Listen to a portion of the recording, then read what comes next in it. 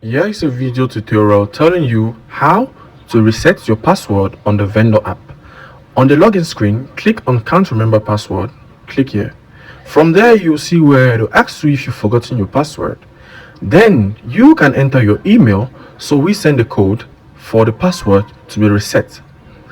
When you enter your email and click on Reset My Password, a code is going to be sent to you to your email account, which you created an account with One Market. From there on, you can see that a code will be sent to your mail. When that code is sent, please, you can write it down somewhere, so you enter it on the app. So we proceed to reset your password. Here is where you enter the OTP code which was sent to your mail, and it's the code which was sent to you to your email. From there on, you enter your new password which you want to keep and use from now on the One Market vendor app.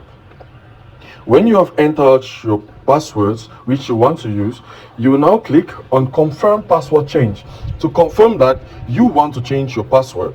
You can also click to view them for corrections and errors. Thereon, you click on Confirm Password Change and you get to this page telling you the password change has been successful. You can log into your account. Thank you.